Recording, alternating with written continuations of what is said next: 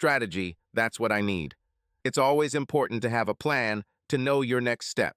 Sitting high on a hotel bar stool, I saw three possible options for the evening. I could go outside and call a taxi. It could take me back to my sad house, back to a condo full of memories and broken promises.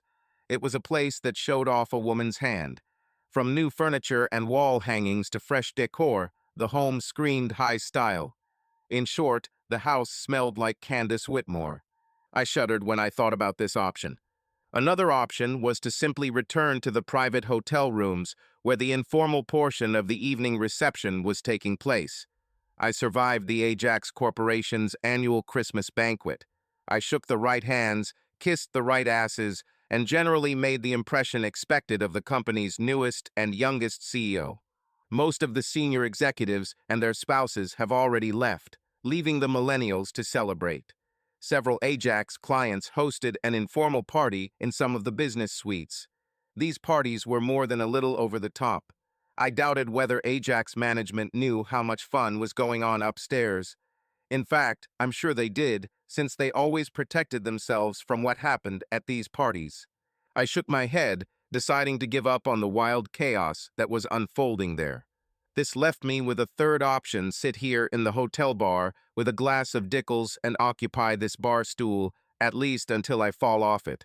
I knew that at that moment they would send some porter who would take me to my room and leave me there. You can't have guests lying around in plain sight, right? I laughed to myself. I tuned in to this option when I heard a familiar voice behind me. "Sven, what are you doing here, buddy?"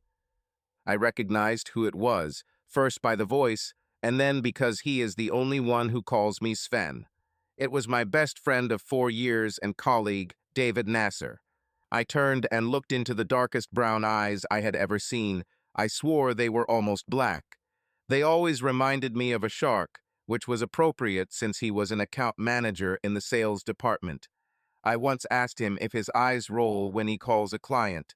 He laughed and said that only when he makes a deal. I was inclined to believe him. Of course, with his olive skin, Middle Eastern features, and natural good looks, they only enhanced his appearance. At least, that's what the ladies in the office said. Dave was almost a full inch taller than me, as he liked to remind me, but he had a very slender build. Black wavy hair, impeccably groomed and clean-shaven, and always dressed in the most stylish European fashions to complete his look for the world. But I know the real Dave. He is a pervert and a womanizer, to put it simply. "Sven, are you still with us?" He laughed, bringing me out of my thoughts. "I think I should introduce myself. I'm Brandon Svensson, Director of Marketing at Ajax Corp. We provide custom containers for shipping and shipping worldwide. If something doesn't fit in a standard FedEx-type box, it will likely be shipped in one of our containers. We operate in a variety of vertical markets, ranging from electronic components to distilleries to adult products." Yes, what a range, isn't it? Oh yeah, why Sven? Well, aside from the last name, my father was Swedish and my mother was French, so I have a muscular, boxy Viking build and brown curly hair and French features. Not too bad, I could do worse.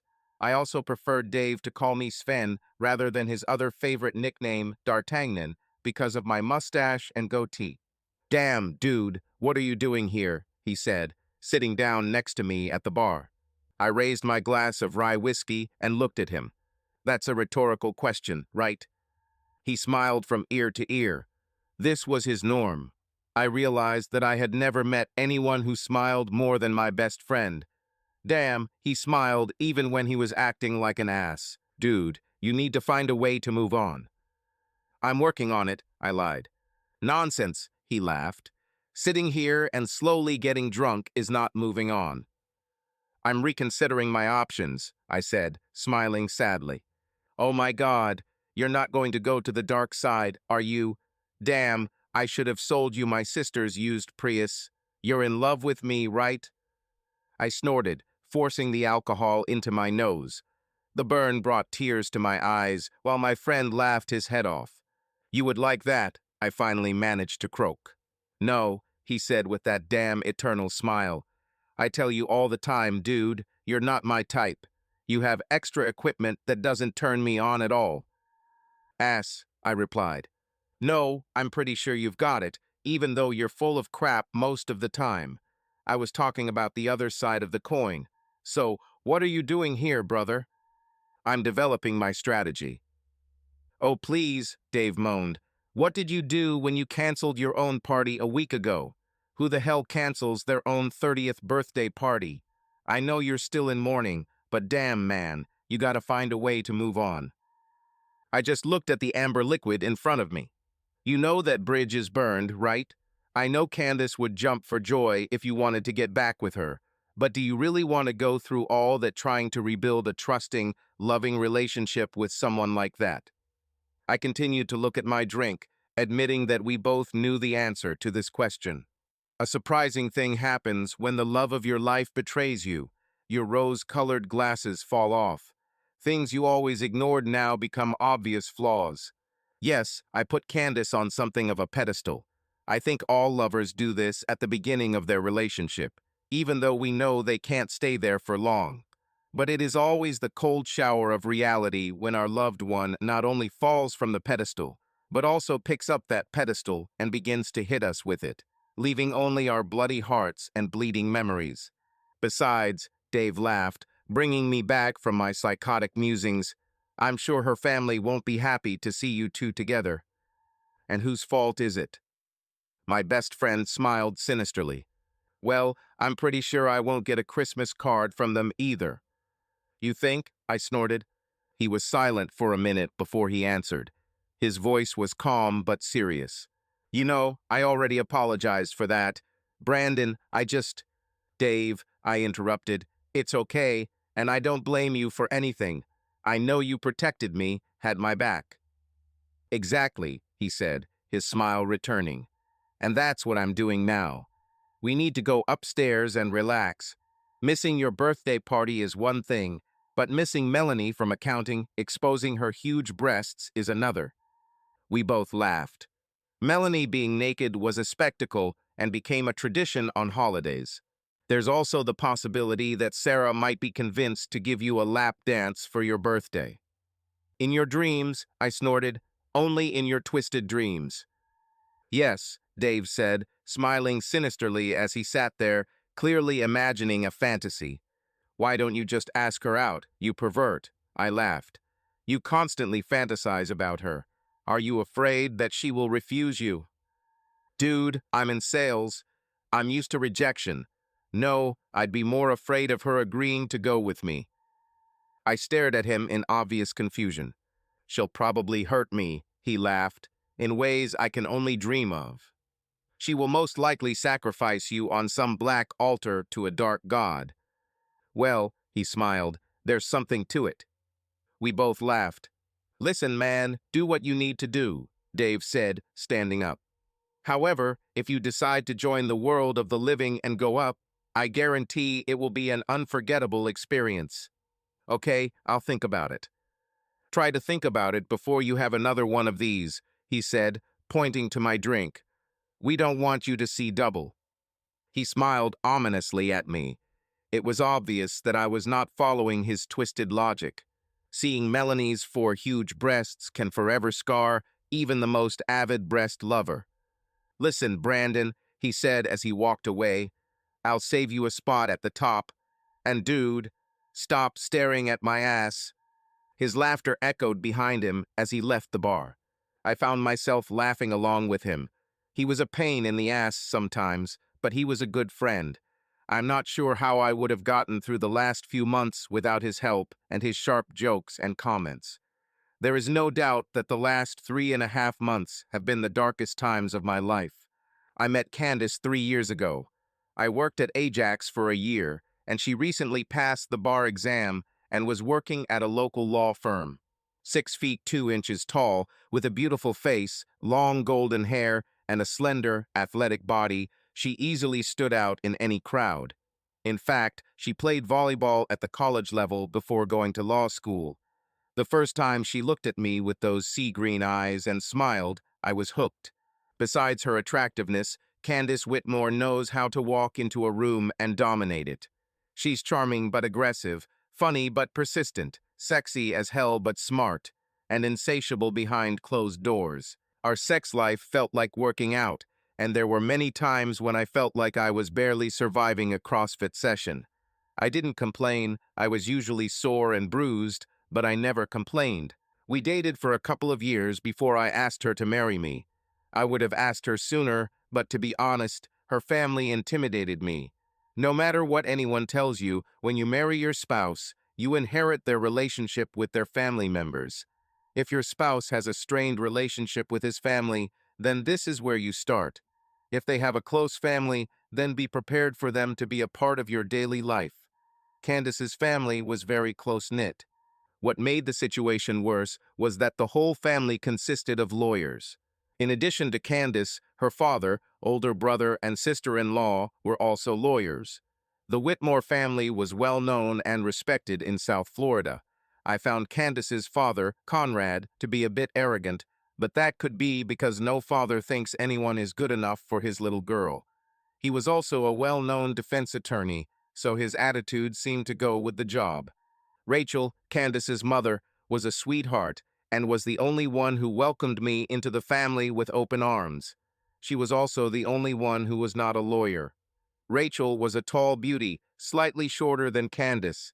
She seemed to be the one who kept their family together. Candace's older brother Brad was a real jerk. If Conrad had elite arrogance, Brad was just a condescending bastard. He was a corporate lawyer and was happy to work at his daddy's firm because his colleagues at any other firm would have killed him. To round out the lineup of Whitmore and Associates was Meredith, Brad's wife. A real estate lawyer, she was the perfect addition to the family. Describing Meredith is actually easy. Imagine a 7-foot red Amazon with huge breasts. Now scale that down to a 5-foot flame, add a high ick and the personality of a barracuda, and you have Meredith Whitmore. Undoubtedly, she could easily stay in this family. Even with a family that should be on reality TV, I couldn't imagine my life without Candace, so I proposed. When she agreed, the most memorable summer of my life began. We got engaged in May and, thanks to Meredith, moved into our condo by July. July was also the month I received a promotion. I was on top. Little did I know that by September my world would fall apart. When I accepted the promotion, I knew I would need to work extra hours at the beginning. I didn't plan on needing so many of them. I knew this was bothering Candace a lot, but I couldn't do anything about it for the first few months. There was tension between us as all our dreams melted away like wax on a flame that Labor Day. Candace's family was having a big party on Sunday night. Conrad was planning something, and it was important for the whole family. Unfortunately, we had a major promotional failure on the Friday before the holiday. I was working so hard and fast that I missed something on the blue line. Fortunately, the printer noticed this, but it requires my presence on Saturday to find a workaround. Due to the holidays, it was not possible to change our flights to and from Miami. Candace was furious. She said that she would still fly on Friday, with or without me. I apologized, but also reminded her of the many times her job had caused us to miss dates and events over the past couple of years. We missed a lot of events due to the late nights she spent at work due to some business at her company. Unfortunately, we had the worst argument of our relationship the night she flew away. The next day, I was able to work with our printer and come up with an acceptable solution. It seemed like my professional ass was saved. It also seemed that, with a little luck, my personal life could get better too. I was still able to arrive on time for the Whitmore family party. I boarded an overnight flight to Orlando, my closest possible destination. So as the sun rose over the beautiful state of Florida, I stood at the baggage claim counter, waiting to see if my suitcase would arrive or if I would have to temporarily become a nudist. The odds were still in my favor, even though my luggage might end up in New York or Cuba. My suitcase arrived even though it was on the next flight in 2 hours. I think fate played a trick on me, because if my suitcase had arrived on time, or if I had decided to come back for it later, everything could have been different. 2 hours after my arrival, I was on the road, in a rental car, making the 3-hour drive to Coconut Grove, north of Miami. The Whitmore family lived in a gated community that had access to a private beach. When I arrived, I was greeted by Rachel with a huge hug, Conrad with a firm handshake, and a sneer from Brad. "Finally, you're here," he snorted. "She bit our heads off." Rachel confirmed that Candace was furious. The family sent her to the beach with Meredith to sunbathe, drink cocktails, and relax. They hoped she would be in a better mood for the party that evening. Rachel told me to go get them for lunch. I laughed and said I would be the sacrificial lamb. Maybe now that I'm finally here it will help. At least I hoped it would. I knew I would probably have to apologize a lot, but since it was important to her family, I decided to stick it out. It was a short walk to a small patch of sand that was considered a beach. Although most of it was covered in small patches of grass, it was nice to have private access to the ocean. The community was mostly made up of wealthy older people who didn't frequent the beach often, but there were a few grassy dunes that provided an extra level of privacy if needed. When I didn't immediately see them among half a dozen other people, I suspected they were behind one of the dunes. I smiled to myself as I approached a particularly secluded area and pulled out my cell phone. If Candace and Meredith are there, they're probably sunbathing topless. I laughed to myself, imagining two beautiful women trying to cover themselves. I've seen my future daughter-in-law topless before, and it was pretty. Impressive. I smiled devilishly, feeling my heart beat faster. A tent appeared in my clothes. As I approached the dune, I heard voices. In fact, I heard whispers, moans, and sounds that indicated someone was in the heat of passion. My heart was beating so hard that I thought it would jump out of my chest. I prayed it wasn't Candace, but images of her and Meredith picking up a couple of guys and having sex filled my mind. While I didn't really care if Meredith cheated on Brad, to be honest, I didn't really like either of them. The thought of Candace doing that to me twisted my heart. It's time to decide, fight or flight. I knew I had to see it for myself. I took a deep breath and slowly crept up to the dune. I decided that if there was only one guy there, I would confront them. If there are two or more, I'll just get the evidence and leave. Using my phone to record video, I sneaked up on what I feared would be the end of my relationship with Candace. As I got closer, I realized I was both right and wrong. I was right. What I saw changed my relationship, but I was wrong about almost everything else. My fiancée was pleasuring her daughter-in-law. Apparently, she was doing a good job as Meredith was gasping with pleasure. "Oh God, Candy," Meredith moaned hoarsely. "Yes, yes, that's right. Oh fuck, oh fuck." When she finally came to her senses after the sexual wave, she was laughing. Candace slowly moved up her body until she began to gently kiss Meredith's breasts. "Oh damn, that was good," Meredith whispered hoarsely. "Baby, no one does it better than you." Then the woman I planned to spend my entire life with, the love of my life, looked into her sister-in-law's eyes and giggled like a little girl. To be honest, I was shocked that they didn't notice me. Although they were immersed in their passion, I thought they would hear my heart breaking. I heard it. Somehow I was able to breathe again and slowly retreated from the oncoming nightmare. I'm not sure how I made it home, but before I knew it, I was face to face with my future mother-in-law. Concern was written all over her face. "Brandon, honey, what happened?" she said, bringing me out of the fog. "Where are the girls?" "On the beach," I croaked, emotions starting to rise. "They will come soon." Rachel looked into my eyes, which were beginning to fill with tears. "Sorry," I said quietly. "I need to leave." "Make sure you get back in time to get ready for the party, son," Conrad's voice said from behind me. I turned and looked at him. I saw his expression change from stern, worried to confused, worried. "I think this would be a very bad idea, sir. You need family there tonight. Please tell Candace I'll talk to her later. I'm sorry I had to leave." I broke out of their house before they could bombard me with questions. In fact, I was an hour on the road to Orlando before my phone started vibrating. I had already found out that I wouldn't be able to fly home from Orlando, but I booked a flight from Tampa. I had to wait for several hours, but still managed to get home. After the third ring, I decided to answer. "Hello?" I said coldly.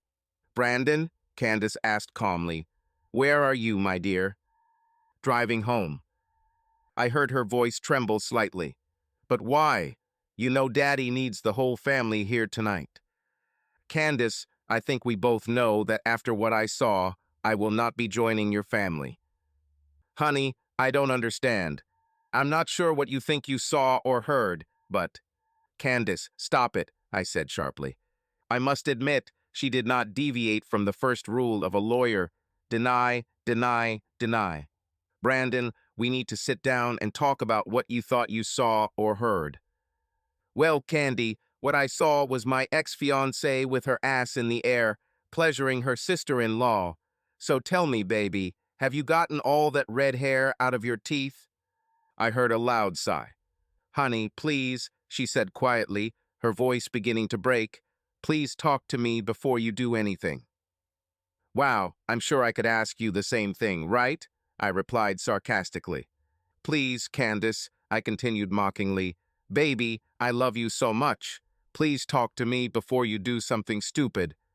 She had no answer other than a muffled sob. "Looks like neither of us are getting what we want, is it?" I growled. "Go back to your family, Candace. Start thinking about how you can get out of this situation so you don't lose more than you already have." "No, it's not what you think," she cried. "It was easy." I hung up before I heard another denial. While I was driving, my phone kept vibrating until I turned it off. When I got to Tampa, I turned on my phone and saw 19 missed calls. 11 were from Candace, 4 from Meredith, 1 from Rachel, and 3 from Conrad. As I looked at my phone, it vibrated again.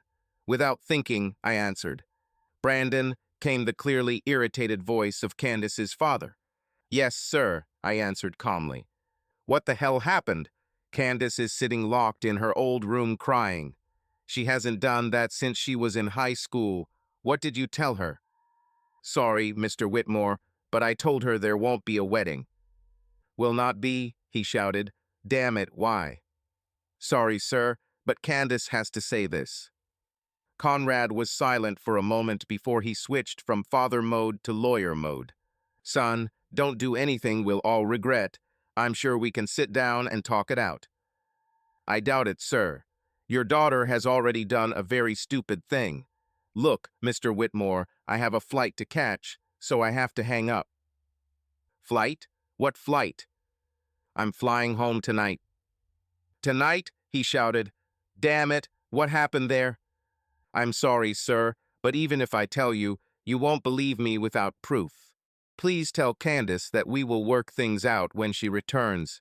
Mr. Whitmore, I sincerely hope that tonight goes better for your family than tonight. The day has passed for me. Goodbye, sir." While waiting for my flight, I checked my voicemails. Candace tried every possible way to get me to call her back. Questions, demands, persuasion, and, finally, crying. When I returned to our condominium, I felt an overwhelming urge to get drunk. Fearing that my common sense was already failing me, I called Dave. He came and picked me up and looked after me while I drank myself into oblivion. I told him everything that happened. I'm sure I did this 3 or 4 times during the evening, between declarations of love and the fact that he is my best friend. Yes, I'm a sentimental drunk. I also remember showing him the video several times. The next morning, well, around lunchtime, I woke up and began to prepare for life without Candace. The only problem was that I couldn't see life without her. This began a 3-month descent into depression. Of course, my wonderful journey into hell was punctuated by visits and calls from members of the Whitmore family. The first visit was, of course, to Candace. She came home Monday night to an empty condo since I had temporarily moved in with Dave. Her call when she found the place empty made it clear that she was more than a little upset. I agreed to come to the condominium and meet her the next evening. When I arrived, she tried her best. Dinner, wine, candles. She even wore a sexy dress. There's no doubt she looked incredible. However, my greeting immediately stopped all her attempts to win me back with sex. "Candace, you shouldn't have. I said as I walked into the condo and saw everything she had done. Honey, I needed to start showing you how sorry I am. No, Candace, I interrupted. I meant you shouldn't because it won't work. We're done, period. This is bullshit, Brandon, and you know it. Yes, I was angry and I made a mistake. A huge mistake. But I love you and you love me, so we'll find a way to work through this. Are you still saying it was just one time? She looked away for a moment. Speaking of bullshit, we both know that's not true. Right, baby? I saw her turn pale before she went on the attack again. Brandon, I'm not entirely sure what you thought you saw, but it's not what you think. Is it true? I said mockingly. Do you want to see the video I made? Her body froze like a deer in headlights before she let out a sigh and collapsed into her chair. Oh God, Brandon, no. Oh yes, it's not very long, but it's very educational. Candace sat shaking her head. Please, Brandon, she sobbed, not daring to look at me. Please. My own eyes began to fill with tears as I watched the girl I loved squirm on her end. No, I said quietly. We're done. We've only been engaged for 4 months, and you're already cheating on me. The fact that it was with another woman and your sister-in-law is something I still can't get over. I'll let you decide what to do with the condo. Thanks to Meredith. Damn, this is funny. Thanks to Meredith, our relationship is over, but she really got us a good deal on that condo. The way she arranged it makes living here cheaper than renting an apartment half the size. Since neither of us has much money invested, it will be easy for one of us to buy the other out. I don't want us to break up, she said quietly. I'm sorry, Brandon. It was just a mistake. No, I said coldly. I don't believe that. A mistake would be a one-time, unplanned event. I don't think you planned it, but it certainly didn't take long for it to happen when you got there. I think the opportunity presented itself and you jumped at it, and I certainly don't believe it was a one-time thing. Candace sat sobbing, staring at the floor. Just let me know what you decide about the condo, I said, turning to leave. Brandon, please don't do this to us, she said, wiping away tears. I love you. I looked at her and bit my lip. As I looked at her, tears began to flow, and I realized that I needed to leave quickly. I highly doubt it, Candace, I said, choking up. You did this to us, and if that's your definition of love, I definitely don't want that. I quickly left, closing the door as she called my name. It was unsettling to step into the future without her. I always planned to grow old with her, share ups and downs, but always be together. Now I was alone. A few days later, I moved back to the condo because Candace had moved out. She left me a message that she was coming home until we worked things out. I wasn't sure what her next move would be. It didn't take long before I found out. A few days later, I received an enlightening phone call. What is this nonsense I'm hearing about you threatening to release the video? Shouted Conrad Whitmore. I won't let some brat try to destroy my family's name. Mr. Whitmore, I'll bring the police to your house first. Mr. Whitmore. He stopped to catch his breath, and I took advantage. Mr. Whitmore, I said calmly, I never threatened to release anything. I have no intention of trying to humiliate Candace, Meredith, or your family. Meredith, why should this humiliate my sister-in-law? Logical, I thought to myself, once a lawyer, always a lawyer. Sir, what did Candace and Meredith tell you that I saw? You didn't see anything, he began, then calmed down. They told us that you probably overheard Candace talking about her old boyfriend. Candace said she admitted to having sex with him 6 months ago, when you've already met. She said she was very descriptive in her story, and it would be very embarrassing for everyone, including her ex-boyfriend and his family, if this information got out. They were sure that you overheard their conversation and were upset because of it. That's why you called off the wedding. No, sir, I sighed. It's creative, but not what I saw.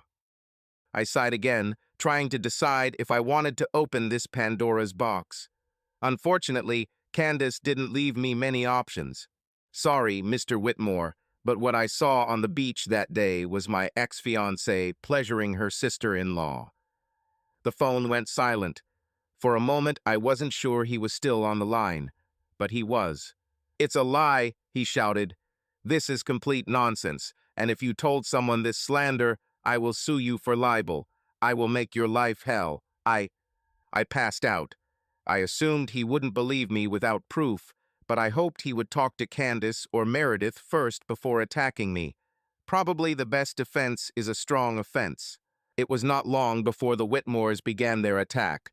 A few days later, I was called to the legal department of Ajax Corp. They informed me that there had been contact regarding an upcoming libel suit against me. Their questions implied that I was talking to other Ajax employees, particularly Dave. I gave them a short, vague overview of what was going on. I informed them that the breakup involved a potentially awkward situation and that it was an attempt to cover the family's ass. They agreed, but said that I should still contact a lawyer. My lawyer informed me of two other lawsuits involving me. First, it was a preemptive attempt to ban any photographs or videos of the Whitmore family. In addition, the financial structure of our condominium was now in question. He asked about the video, and I gave it to him. He then asked about copies, and I said I didn't have any. He said the case would never go to trial because if it did, the video would be made public to refute the libel, which is what the Whitmores didn't want. To my lawyer's credit, he was straightforward and said that although this case would never go to court, I could be legally prosecuted. He stated that they could drag this out for a long time, and it would mean that my legal fees would continue to accumulate. It's possible, but unlikely, that I would have to renegotiate the terms of the condominium financing, and that could be expensive. There is also a high chance that they will continue to contact Ajax and continue to be a general nuisance. Regardless of fairness or not, they will try to poison my relationship with my own company. I was stunned. I would win all these battles, but to do so, I would have to fight every one of them. It will cost me time and money. When Dave came to see me that evening, I was depressed and angry. I tried to do the right thing, but the smell of my failed relationship followed me. Dave listened while I vented my frustrations, and surprisingly, he didn't have any witty responses. I wallowed in my legal misery for another week before my lawyer called to say it had been canceled. I was both surprised and delighted. Dave and I went and celebrated. With my legal problem behind me, I could focus on my work and try to start forgetting Candace. True, her actions over the past month had made it easier, but I still had deep feelings for her. A week later, these feelings were experienced again. When I received the message, I was wary of returning. Of all the Whitmores, Rachel was the only one I didn't want to meet face to face. Out of respect, I called her back and made an appointment. She was flying in and out on the same day, so I took a half day off and picked her up at the airport. We decided to have a quick lunch and then head back to the condo to talk. Once we were inside the condo, the atmosphere changed from polite, casual conversation to a much darker mood. As we sat with a glass of wine, she cleared her throat. "Thank you, Brandon," she said quietly with a sad smile. "Thank you for making part of this trip enjoyable. I've always enjoyed spending time with you, Rachel. I'm sorry that we probably won't do that again in the future." "No," she sighed sadly, "I think you're right. Let's get to the unpleasant part of my trip, shall we?" I nodded. I felt a pang of regret as I looked at her. She was a very attractive woman, and in her I saw a reflection of what Candace would probably look like in 25 years. She'll probably still be beautiful. "I wanted to let you know that we have withdrawn all legal action against you. I can't officially speak for the entire family, Brandon, but I personally am very sorry that we put you through this." "Thank you, Rachel. It means a lot. I'm disappointed that the rest of the family doesn't share the same sentiment." "Well, after you left that day, everything fell apart when Candace and Meredith returned from the beach. When they found out that you had gone down to the beach and returned so upset that you left, they were very concerned. Your call with Candace caused fireworks. Candace became an emotional bundle of nerves, and Meredith cursed like a sailor. I know Conrad didn't tell anyone, but he planned to announce his entry into the political arena that evening. The drama and chaos of that day caused him to postpone the announcement. I'm sorry things didn't work out the way he hoped. I can honestly say I know how he feels. Yes, she said quietly, I'm sure you know. I don't understand why they attacked me then. I didn't bring this to your family, Rachel. I'm ashamed to say that it was mainly because of Conrad and Candace's relationship. Conrad had always been overly protective of her. When she told her father about the video, he became furious. He took it as a personal attack on her and the family. It was as if you were threatening to deliberately smear us. Then, after he called you, everything changed. He went back to the cold, professional Conrad I had seen countless times before. Then, after that meeting 2 weeks ago. She looked at me as if expecting some kind of reaction. Unfortunately, all she could read was my confusion, since that's exactly what I was feeling. You don't know about the meeting? No, I said, shaking my head. What meeting are we talking about? She looked at me for a few moments, then looked into my eyes. Brandon, do you still have that video you made? No, I left a copy with my lawyer and then deleted the original. And you didn't make any other copies? No, of course not. So you didn't send a representative to meet with Conrad and the others a week and a half ago, she said, holding back a smile. No, I exclaimed. I never told my lawyer to meet with your family. I'm pretty sure it wasn't your lawyer. I'm guessing his last name is Nash or Nashua or something like that. Nasser. Yeah, I think so. Candace didn't say anything, but she seemed to know him. I'm guessing you didn't send him?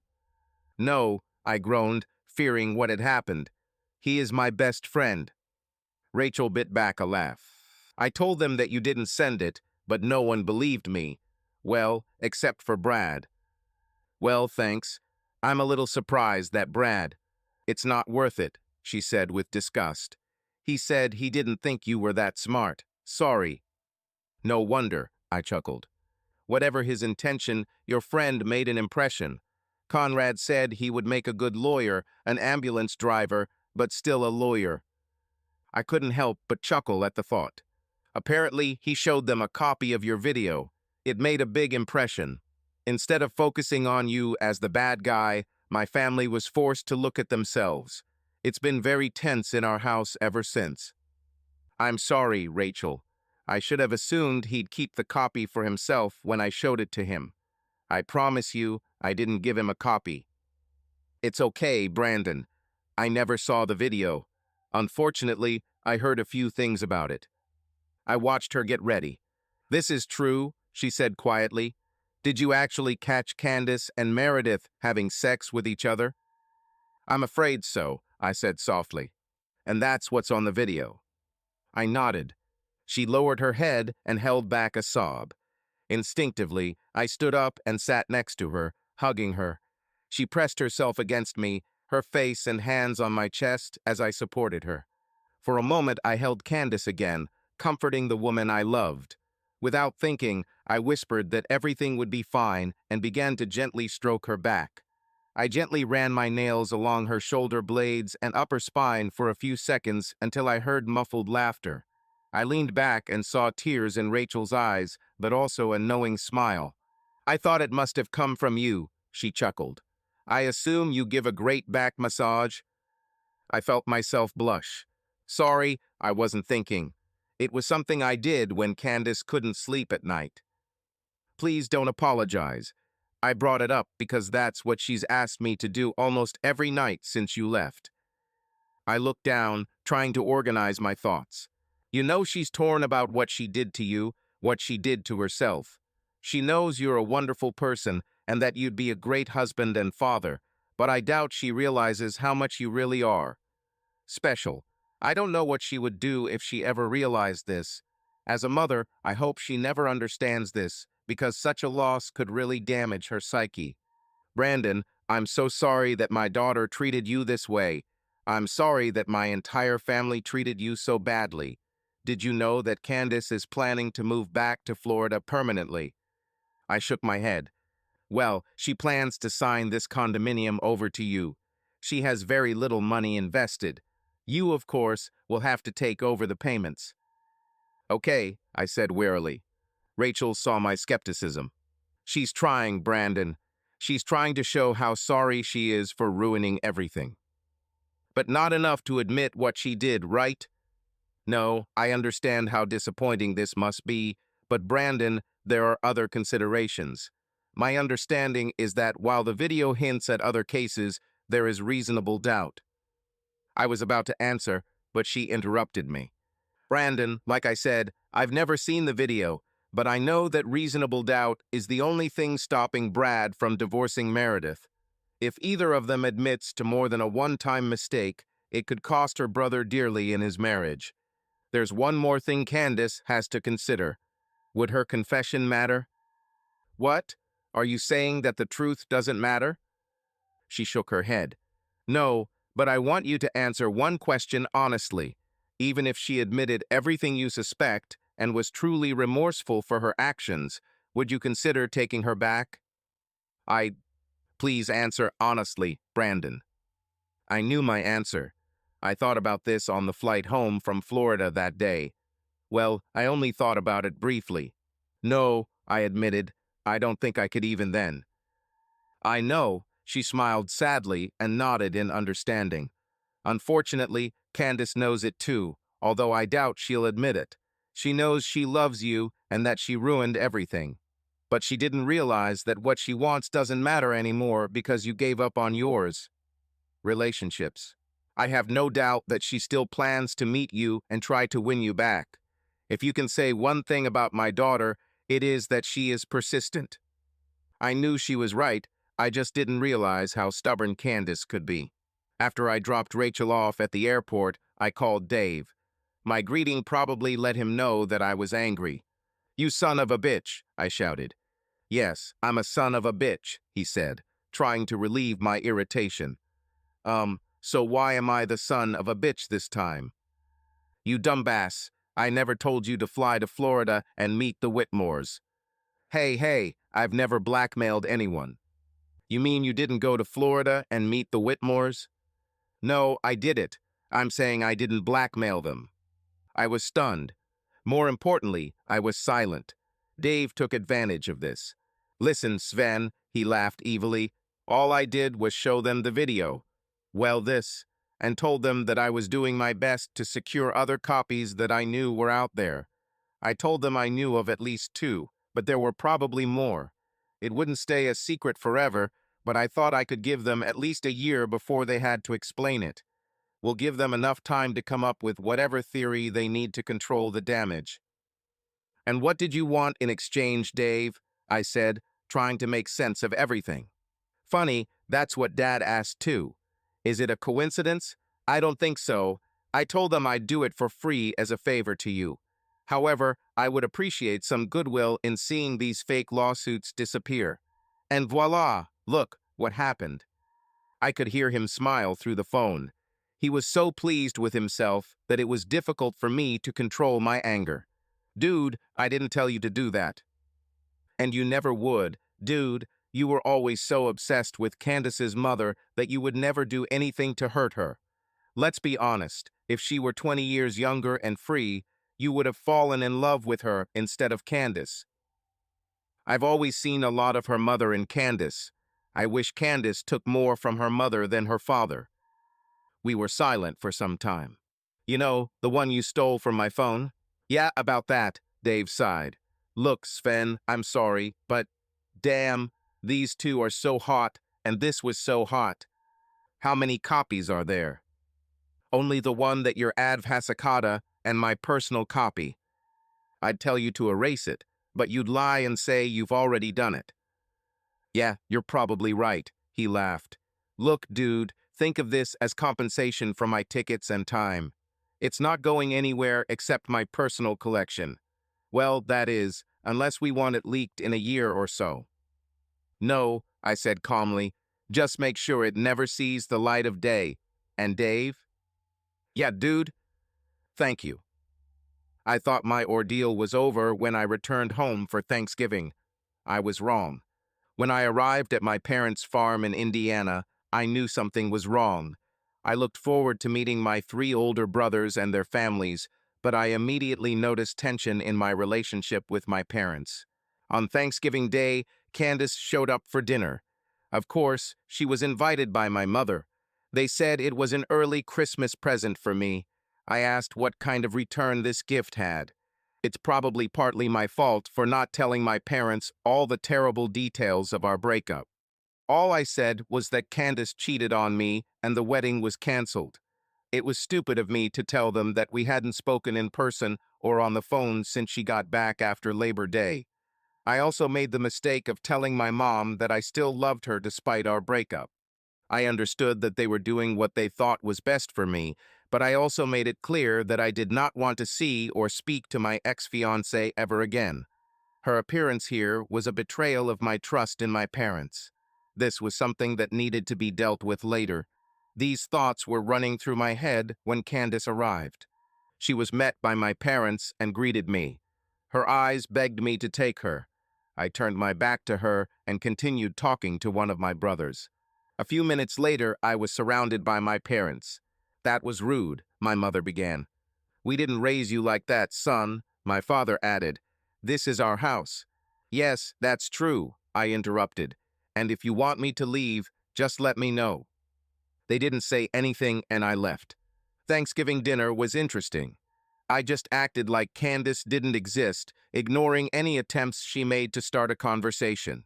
I think my parents now understood that the situation was fragile, but unfortunately my older brother did not. He decided to rebuke me mid-meal after I ignored Candace for the 10th time.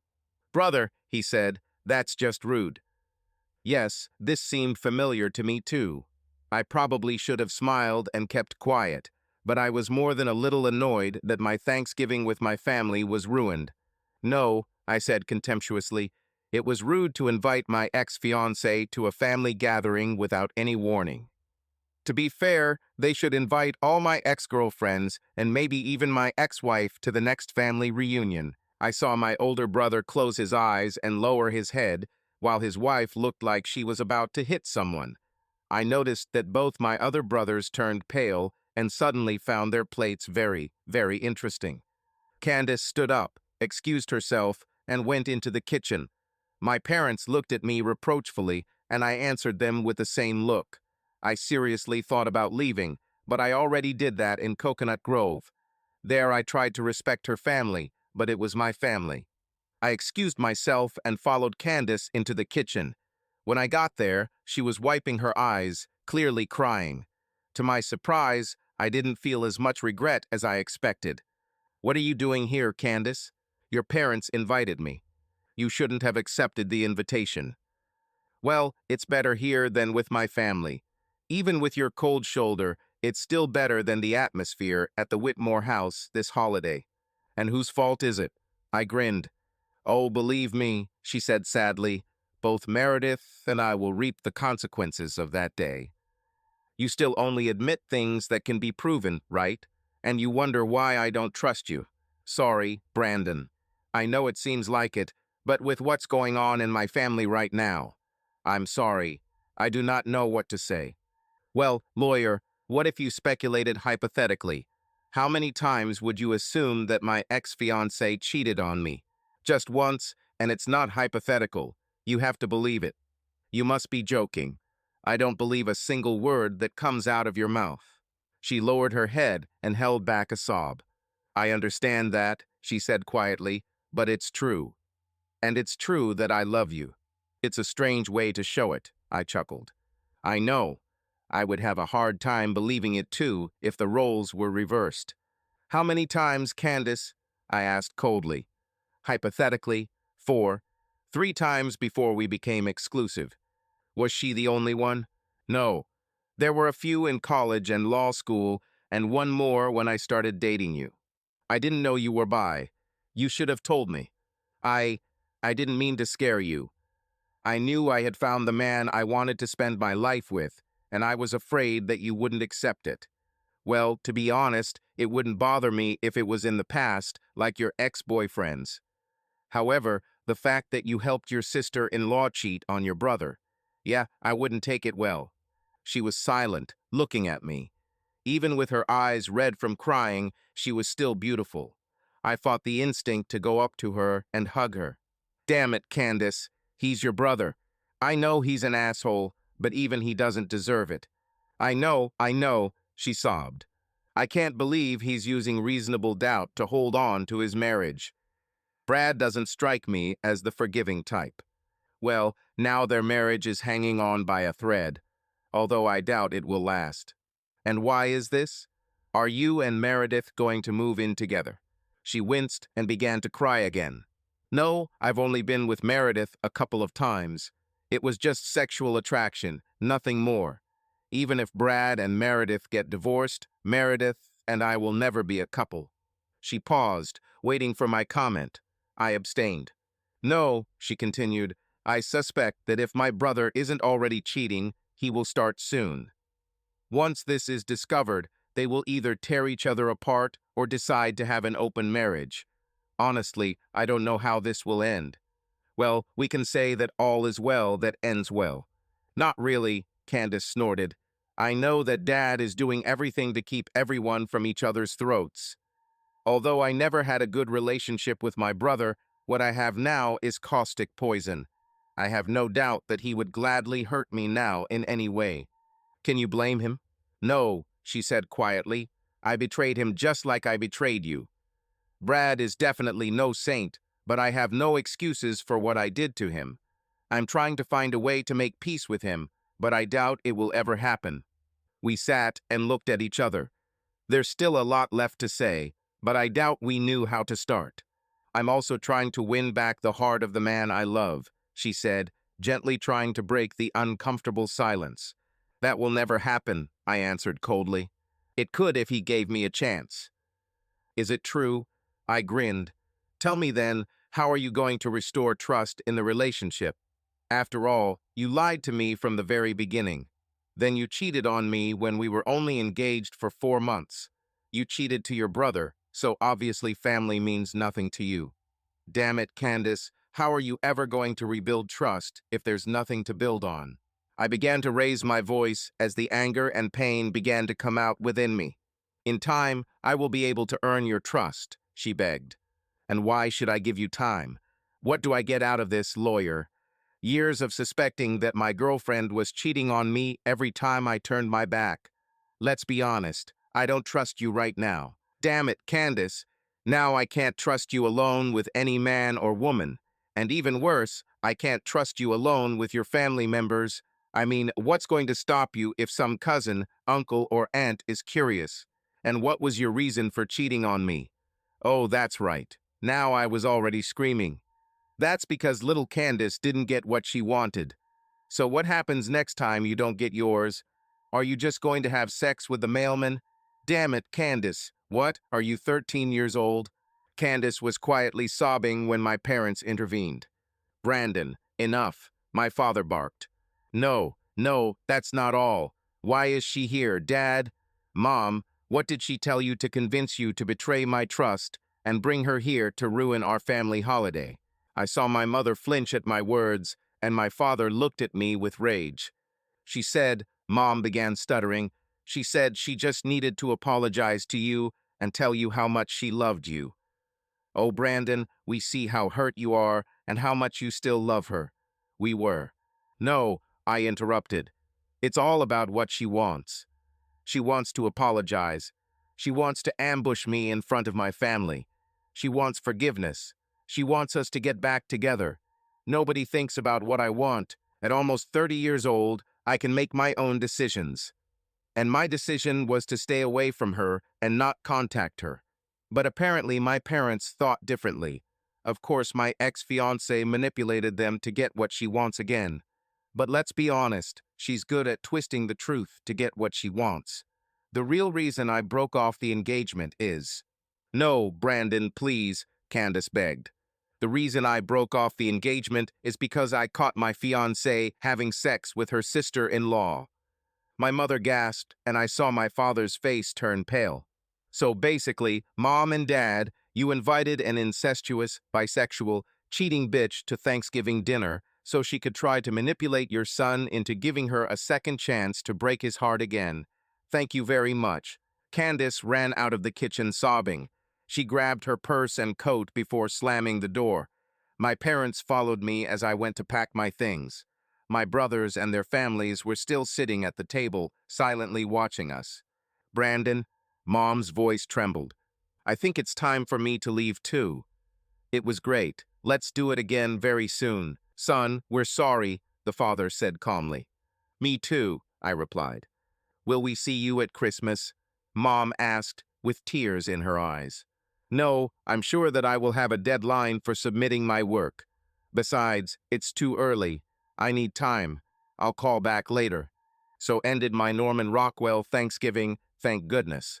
So, what will it be, Sven? A low, seductive voice came from behind the bar. I looked at the barmaid's pretty face and smiled. She looked about 40 years old. She was attractive, but it was obvious that she had once been a dazzling beauty. She had that worn-out look, like a Vegas showgirl who had been dancing 10 years past her prime. I took a quick look at her name tag. Well, Betty, what do you suggest? I joked. She flashed a smile that must have once broken 100 men's hearts. Well, Romeo, she laughed, my name is Becca. I looked at the badge and smiled. Sorry, I tried not to stare at your chest. She snorted with laughter. Come on. You've been staring at my chest and ass for an hour now. I just smiled. Caught. Relax, she laughed. It's part of the job. Same thing with pickups. So does this mean no? I said, feigning innocence. I think that would be a very bad idea, she laughed. My girlfriend is unlikely to be happy. I winced, remembering Candace and Meredith. Becky's smile immediately disappeared. Believe me, she said coldly, it's not contagious. No, I answered sadly. That's not the point. This. I sighed heavily. I just lost my fiancée to another woman. I'm sorry, Becca said quietly. Sometimes it takes time to understand who we are and what we want. Probably, I answered. I found them together. Crap. Did she cheat on you? I nodded. She looked at me with an expression full of pity. This really sucks. I'm sorry. Cheaters are pieces of shit, no matter who they're in bed with. So tell me what you really think, Becca, I chuckled. Well, since you asked, she said, smiling. By the way, I said, holding out my hand. Brandon. She shook my hand and I held it for a few seconds. Rebecca, she said, smiling, and now you can let go of my hand. But it was the only way to touch such a beautiful woman without her calling the hotel security. Oh my God, you're so full of shit, she laughed, wiping down the counter. Are you by any chance involved in sales or advertising? Marketing. The same. Becca noticed that someone's glass was empty and went to him. A few minutes later, she returned. Relax, Brandon, you'll get through this. I'm sorry about your girlfriend. This happened to me many years ago. It was a difficult time in my life. It seems you survived it. Yes, it was a real struggle, but in the end, I was tired of living in the mess that she left in my life. It took time, but I moved on. Trust me, she said, smiling at me. You are a handsome young guy, in good shape, with a good job and a sense of humor. You will survive. But not cute enough to take home. She laughed loudly. I don't want to ruin your illusions, honey, but I'd rather take your friend for the night. Thanks, Becca. You definitely gave me a boost of self-esteem for the evening, I replied sarcastically. She giggled. The reason is simple. You are dangerous, but he is not. Okay, I said, resting my elbows on the table and resting my chin on my hands. Now you have my full attention. She smiled and looked over her shoulder to make sure her other clients were okay. When she was sure enough, she turned to me again and grinned. Fine. Your friend, Dave? I nodded. Well, it's basically like a heat-homing head, looking for something warm and wet on a woman's body. I chuckled and nodded. There's more truth in this than she probably realizes, I thought to myself. Hell, I'm sure if I took him home so my girlfriend and I could play for the night, we wouldn't even be counted as notches in his belt. He probably stopped doing this a long time ago. Now it's all about hunting and sex for him. It's just a fixation for next time. My girlfriend and I could play with him without any strings attached, because he would disappear before the sun touched his ass. So, like I said, it's safe. And you, she sighed, shaking her head, you're a completely different matter. You're the kind of guy a girl could fall in love with. While you wouldn't force me or my girlfriend to switch sides, you would be a threat to complicate our relationship more than it already is. Even if you didn't want it, attachments could appear. So, like I said, dangerous. Why do I feel like I just got rejected? I said quietly with a small smile. It was done gently, but still, they rejected it. Becca laughed. Hold on, little camper. There is definitely a woman in the world waiting for a catch like you. And when you find her, hold on to her as tightly as I'm sure she will hold on to you. Just take your time. Go and live a little until you find her. I was sure there was a story hidden in her words, but she didn't seem to want to go there, so I let it go. Wisdom of the bartender, I finally answered. Certainly, and don't forget to tip generously when you decide to move on with your life. She laughed, leaving to serve another client. Yes, I thought, it's time to move on, but where to start? I signed my bar tab to the room number and left a generous tip for a certain bartender. Smiling to myself, I left the hotel. I heard the party before I even got off the elevator. Down the hall, I saw several people milling around in front of the doors of the rooms that had been turned into a party area. When I entered, the music washed over me like a wave, and I tried to get lost in the crowd of people. I succeeded for a few minutes until I heard Dave's voice over the music. Here he is, he shouted. Here's the birthday boy. I groaned and vowed to find a way to make Dave pay for this. For the next 15 minutes, I accepted congratulations, handshakes, and friendly pats on the back. I also received a few birthday kisses, which eased my anger towards my best friend. Just when I thought I had passed through the rows of congratulations, the music stopped. Sven, Dave called again. Dude, come here. Like a man going to execution, I slowly approached my best friend and future victim. Bro, come here, he slurred his tongue slightly, which indicated that he had already drunk quite a bit before I arrived. Come and sit down. We have a couple of birthday gifts for you. The only thought running through my head was that Dave's death would be very slow and very painful. As I sat down on the chair, there was laughter behind me, and suddenly Melanie Schieffer appeared in front of me. All 5 feet 3 inches and 230 pounds of her. From her round, smiling face surrounded by big red curls to her big bubble butt, Melanie was easy to spot. But even with her snowman-like figure, it was impossible not to notice her 40E breasts. They jumped up and down as if living their own lives, matching her laughter and clapping hands like a little girl. Just as I was about to say something to prevent what I knew was going to happen, she deftly lifted her cardigan. Surprise! She squealed and began to rub her huge, incredibly soft breasts against my face. Wow, I said loudly, trying to maintain at least a drop of dignity. What a pleasant surprise, or rather, 2 pleasant surprises. The crowd howled and cheered. Melanie giggled and gave me a huge kiss before tucking her 2 personal watermelons back under her cardigan. When she left, I gave Dave a death glare and saw him flinch. But being a salesman, he did not give up. He grinned and nodded to someone, and the music started playing again. This time, instead of a techno beat, it had a distinctly slow, smoky sound. My breathing stopped when I saw Sarah Jones appear in the center of the circle. Sarah worked in sales with Dave and was a very attractive woman.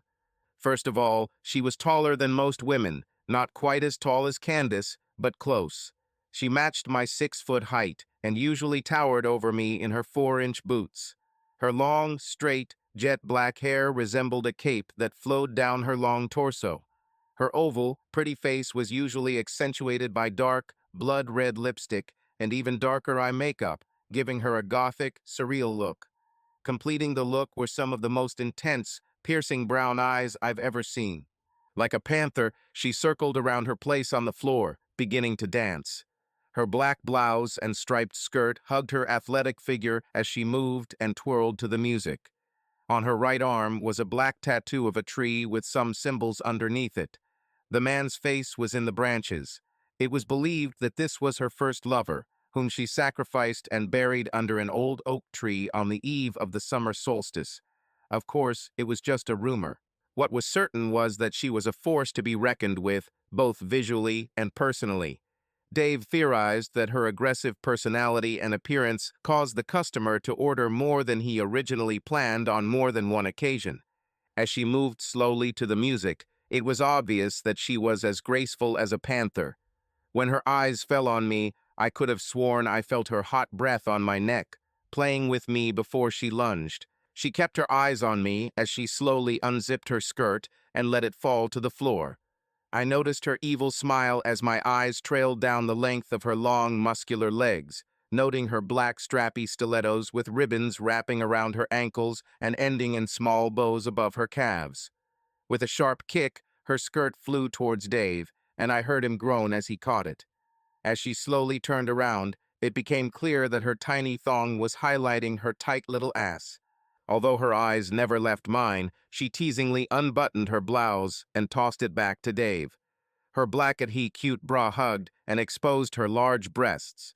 She swayed exotically to the music, and I felt myself slowly becoming hypnotized by this dark warrior princess. Before I had fully fallen under her spell, my attention was diverted by the appearance of a second person in the circle. Her name was Debbie Smith, and she was an account manager. She was also Sarah's longtime friend, breaking up and getting back together. In the office, they were called Alias, Smith, and Jones. Although both could attract the attention of any man, they were very different creatures. While Sarah had a dark, exotic look, Debbie seemed like sunshine. With Sarah, there was a sense of danger, while Debbie filled the person with warmth and joy. Even their voices competed for attention. Sarah's husky, seductive voice versus Debbie's high, girly voice. I laughed to myself, thinking about those guys who first met Debbie and mistook her small stature and girly voice for innocence. She might look like an angel, but sometimes she had the personality of a college student on spring break. At such moments, it seemed that she was desperately trying to fit as much fun, sun, and debauchery into a short time. Debbie quickly stripped down to Sarah's clothing, to the delight of the audience. With her gray skirt and pink blouse thrown to the side, she was now dancing in a lacy pink bra and a gray and pink thong. When she turned her back, I choked. The thong started at her waist and went down, disappearing between two full, round buttocks. I had to stop myself from trying to physically figure out where that tiny piece of tissue had gone. Watching these two women dance, it was impossible not to notice the difference between them. With Sarah, it was a night of flirting with the dark side of sex, but with Debbie, it was all about fun and games. It was a choice between night and day. So who won my attention? It was easy, although I didn't show it right away because I was getting the attention of both of these beauties. As Sarah swayed to the music like a snake to a charmer's flute, Debbie twirled and jumped, simply enjoying being the center of attention. Often Sarah would look at her, then lick her lips invitingly, and Debbie would blow her a kiss. When Sarah's back was turned, Debbie walked over and unclasped her bra. Sarah turned around and barely caught her bra before it fell, exposing her large breasts to the crowd. Debbie laughed and walked away as the crowd sighed in disappointment at Sarah's quick reflexes. Sarah paused for a moment and then let her satin black bra fall to the floor. The crowd immediately began to applaud. The two women danced around the circle, as if in a swordsman's duel. With a sharp lunge, Sarah found herself in front of Debbie. Debbie turned to me, and I saw a sparkle in her eyes. She slowly walked towards me until she was right in front of me, blocking any view of Sarah. I was fascinated until I heard the crowd cheer and Debbie stepped aside, turning to look at what was happening behind her. There was Sarah, bent over and with her legs straight, slowly removing the tiny thong from her muscular legs. Her cold look at Debbie made it clear to everyone that she didn't like to lose.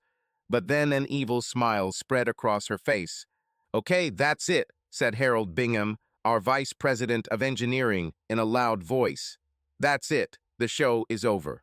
His bass voice surprised everyone, including Sarah, as it brought her out of her trance. But it also caused Debbie to take a step back, right into my lap. Instinctively, I reached out my hands to catch her. I felt the incredible warmth of her ass as she merged with me. I know these parties can get a little wild, Mr. Bingham continued, but live sex shows are a little over the top, even for our hosts. The crowd sighed in disappointment. What about dead sex shows? Someone shouted from the back of the room, to everyone's amusement. Well, said the imperturbable Mr. Bingham, I'm sure your wife has complained to you about this many times, but the show is over for today. The crowd laughed and applauded. Now I want to thank Miss Smith and Miss Jones for this wonderful show, but I ask both of you to please put on your clothes. If only Mr. Svensson could get his hands off Miss Smith's chest. The room exploded with whistles and screams. Lasami. It was then that I fully realized that when Debbie fell into my lap, I reached out and grabbed the first thing I could find. It was her magnificent breasts, these incredibly soft, warm, delicious breasts. Damn, I quickly let her go. Debbie stood up, laughing, and went to get her clothes. I spent the next few minutes avoiding people, hoping no one would notice my problem. Unfortunately, I was unlucky. Or maybe, on the contrary, lucky. Said a quiet voice behind me. Is it me, or are you just happy to see me? I turned around and looked down into her cold blue eyes. Debbie looked like she was about to burst into laughter. Her smile seemed to light up the entire room. I said, checking that not all the blood had returned to the head and shoulders. I'm very sure it's you. Prove it, she laughed. I couldn't help but laugh with her. Listen, she purred, hugging my arm and pressing her now clothed breasts against my chest. Let's go to your room and I'll show you the right way to clean this so there won't be any stains left. I sighed. I was sure she was married and I had a strict rule never to get involved with married women. And after what Candace did, this rule became even more firmly established. Debbie, I finally whispered, I thought you were married. I can't believe I'm saying this, but I don't get involved with married women, no matter how much I want it. Okay, now I was also questioning my sanity. She smiled and pulled my face towards hers, kissing me on the cheek. Her face then frowned for a moment before a grin appeared on her beautiful face. Well, my marital status is now in question. I recently found out that that idiot I call my husband is cheating on me. I don't know if I'll kick him out, stay with him until I find a replacement, or take the risk and try to save the marriage. But I know one thing. From now on, she purred, her grin slowly turning into an evil smile. The rules have fucking changed. She looked into my eyes, waiting for my decision. So, do you think you know a good way to clean this stain? I said, smiling warmly. A smile from ear to ear appeared on her beautiful face. Guaranteed, she laughed. Just let me pack some things. She was only gone for a couple of minutes before she returned carrying a small package. She hugged mine with her free hand. She looked at me and her eyes sparkled mischievously. Lead the way, hot guy, she purred. I almost tripped while rushing to the elevator. When we entered the room, Debbie placed her bag on the table and then led me to one of the chairs. Looking into my eyes, she growled and ordered me to take off my clothes. I didn't hesitate. When I was left in only my shorts, she told me to give her my pants. She carried them to the closet and pulled out a dry cleaning bag. Throwing them at him, she opened the door and hung the bag outside the room. After closing the door, she turned around and looked at me, smiling.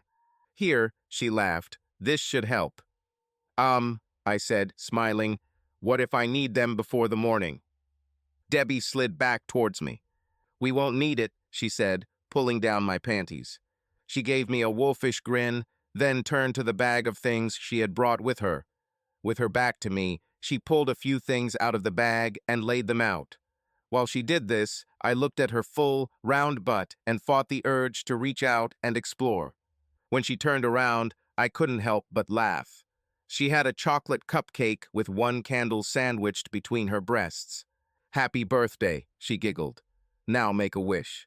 I leaned over, blew out the candle, and, without using my hands, took a bite of the cupcake. Debbie giggled and, to my surprise, threw the rest of the cupcake into the trash. I lifted her face, leaned forward, and merged my lips with hers. Slowly standing up, I made sure that our kiss did not break. Hugging her warm, soft body, I pulled her towards me. Finally, breaking our kiss, I walked over to the bed and carefully laid her down on it. I looked into her desire-filled eyes and grinned. It's time to unpack my gift. We lay frozen in an embrace. I fought to regain my breathing. When her body calmed down, I heard her sigh contentedly. "Debbie," I whispered. "Say Chach," she answered quietly. "Rest." I held this incredible woman in my arms and rested. I couldn't help but rub her back as she snuggled up to me like a kitten. I stroked her hair with one hand and then ran my fingers down her spine until I reached her wonderful ass. Squeezing her, I held her close to me and heard her sigh. Soon we both fell asleep. After a few minutes, I felt her move and opened my eyes. I found myself face to face with her deep blue eyes that danced with satisfaction and desire. She smiled sweetly at me and spoke softly. "Did you like your birthday present?" I chuckled and rolled my eyes. The best birthday present. From her kiss, I knew that our night together had come to an end. When she crawled off me, I felt cold from the loss of her warmth. She sat on the edge of the bed briefly before jumping up. "Damn it," she laughed. "We really did it, didn't we?" She grabbed her things and went to the bathroom. A few minutes later, she came out. She didn't look as fresh as she did at the beginning of the evening, but the smile on her face made her look just as beautiful. "Stay," I said quietly. She looked at me for a few moments. "I can't, handsome," she said with a sad smile. She paused, then her smile lit up her face. "At least I can't this time." As she opened the door to leave, she turned back to me. "Thank you, Brandon," she said in her sweet, girly voice. "It was fun." And now she is gone. Lying there, I stared at the ceiling, collecting my thoughts. As I fell asleep, I wondered if Debbie would ever understand how special her birthday gift was to me. I was woken up by the annoying buzz of my phone at dawn. I looked at the caller ID and saw that it was Dave. "Sven?" I heard his voice calling. "Are you awake?" "No, asshole," I muttered. "I'm still dreaming, and you're just a bad dream." "How about we make it a good dream, a very good dream?" he laughed. "Okay," I said, trying to wake up fully. "I'll meet you for breakfast, and you'll tell me about this great idea you have." "Well," he said, chuckling, "actually, I can't do that right now. I seem to be a little busy." "Did I tell you that you can tell him this?" I heard Sarah's seductive voice in the background. Then I heard a sharp bang and Dave screamed. "Thank you, Sister Sarah," he chuckled. "Can I have some more?" "Damn it, Dave," I laughed. "It's too early for an obscene phone call." "Bro, you should come here. I think I'm in love. And Sven, it's never too early for a nasty phone call. Here," I heard Sarah's voice in the background again. "Give me your phone." "Sven," she said seductively, "I want to taste what that bitch of a friend stole from me last night. So get your sweet ass over here, and let's see if this useless slave you call a friend can satisfy me." I muttered, trying to force my sleepy brain to think. I don't understand English." I quickly disconnected and turned off the phone. Turning over, I laughed. There were several reasons why I didn't go to Dave's hotel room. The first was that I had just come out of my depression over Candace and just wasn't ready for a threesome. Besides, I was sure that I was not ready to enter Dave's world. Lastly, no matter how hot Sarah was, the thought of seeing Dave naked and being disciplined would have sent me to therapy for years. I smiled to myself. I was still young, I had a good job, and was quite attractive. Not a bad match, and someday I will prove it to the right woman. Until then, I could wait. A new day began, and I was finally ready to move on with my life. Subscribe to our channel so that your love doesn't cheat on you, and go ahead and listen to the next story, because this story is nothing compared to the next one. If you're under 18, don't even think click to the next one.